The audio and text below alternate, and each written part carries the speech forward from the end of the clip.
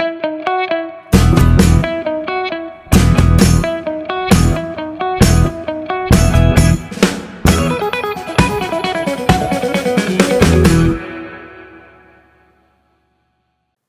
ng Panginoon, muli po ay samahan ninyo ako sa isang pag-aaral ng ating pagtatanggol sa pananampalatayang Katoliko dito po sa ating programang Defend the Faith sa Emmanuel TV Network. Ako po si Brother Marco C. Evangelista.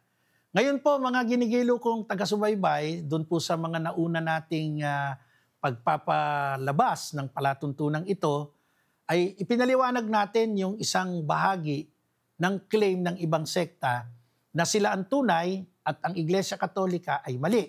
Pagpapatuloy po natin ang magandang talakayan na ito. Ngayon, totoo bang hindi pwedeng iwan ni Jesus at ng Espiritu Santo ang kanyang simbahang itinayo? Totoo po. Bakit? Sapagkat kung atin pong babasahin ng banal na kasulatan, dito po sa bahagi ng Efeso chapter 5 verse 25 ay maliwanag po nating mababasa. Mga mister, mahalin ninyo ang mga misis ninyo, gaya ng pagmamahal ni Kristo sa church. Binigay niya ang buhay niya para dito. Ngayon, sa sinabing ito ng Panginoon, dito po sa Efeso chapter 5, verse 25, sa sinabi ni Pablo, rather, ang simbahan ni Jesus, no? Ang simbahan ni Jesus, ibinigay niya ang buhay niya dito.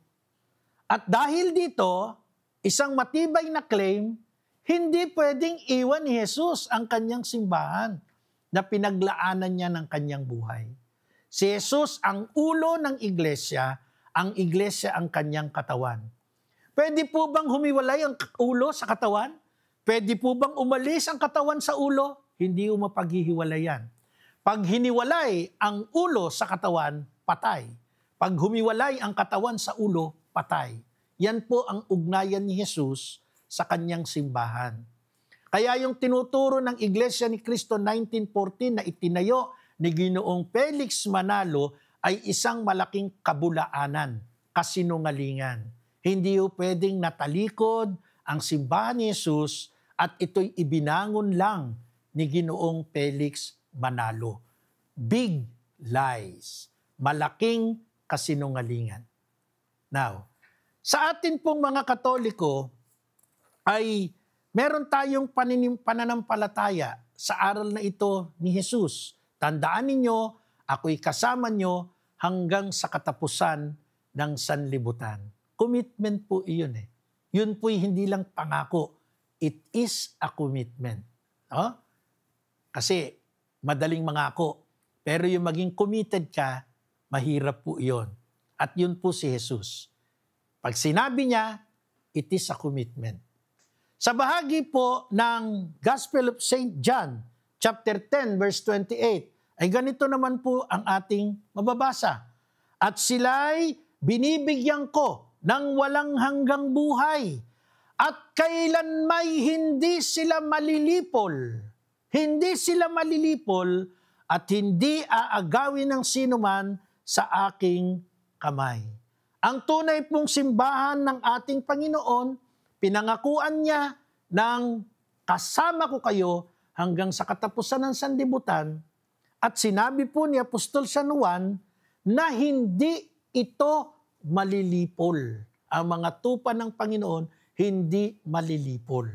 Maaaring may mga nawala, maaaring may mga tumalikod, maaaring may mga umalis. Actually, doon nga sa John chapter 6, verse 66, nung sinabi ni Jesus ang tungkol sa kanyang katawan at dugo, kainin at inumin, John 6:66, nakalagay nga doon mula noon ay tumalikod ang kanyang mga alagad. Mula noon, may mga alagad na umalis at hindi na sumama kay Jesus.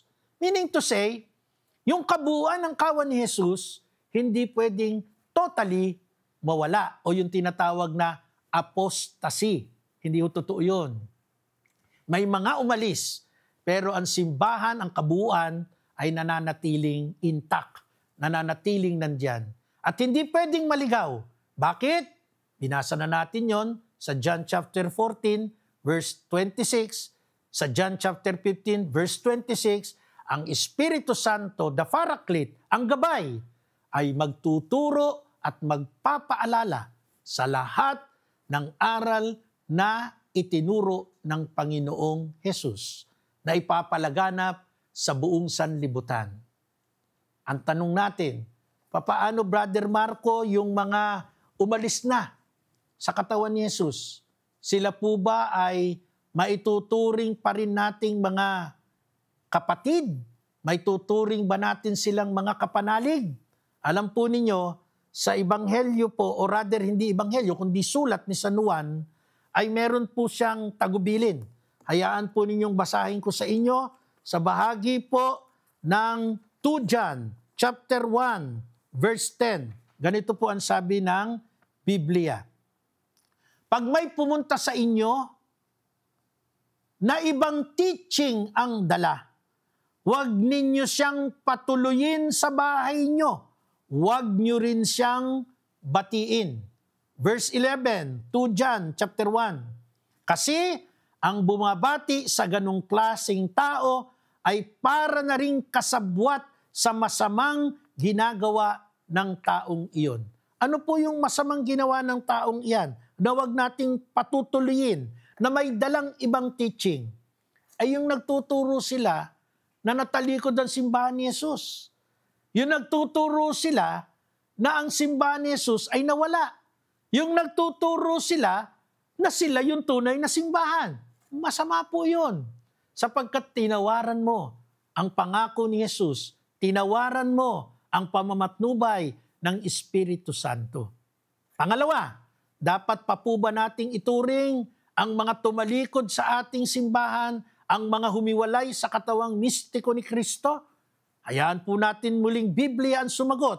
Atin pong basahin sa parehong aklat, unang aklat ni Juan, chapter 2, verse 18 to 19. Ganito po ang sabi. Mga anak, malapit na ang katapusan.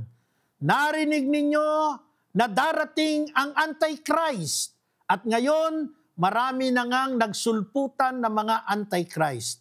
Kaya, alam nating malapit na ang katapusan.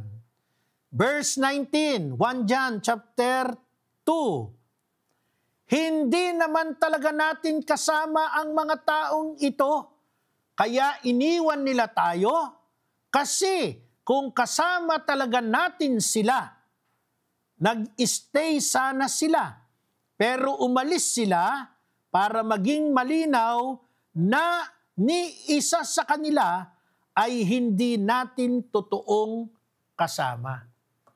So, according to St. John sa kanyang sulat, maaari pa ba nating ituring na kaisa natin, kapanalig natin, ang mga humiwalay? Maliwanag po ang sabi, ni huwag ninyong babatiin.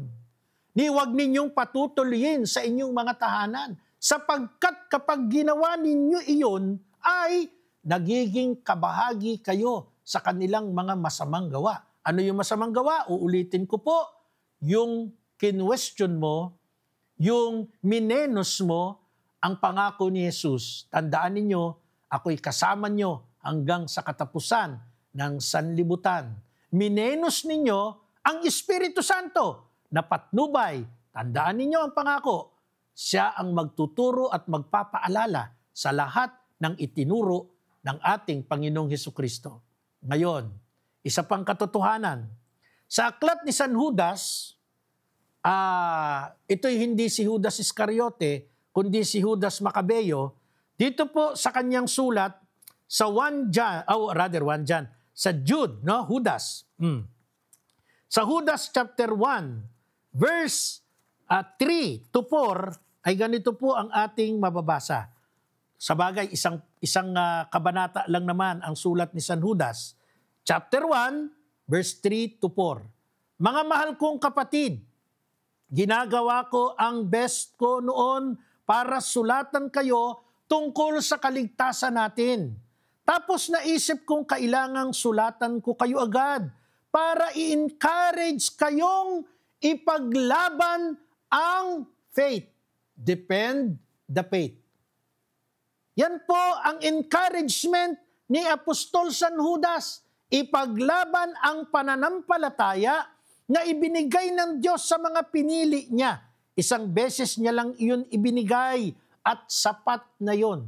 Meaning to say, tayo pong lahat ay mayroong obligation bilang mga binyagan sa katawang mistiko ni Kristo. Ano ang ating obligasyon?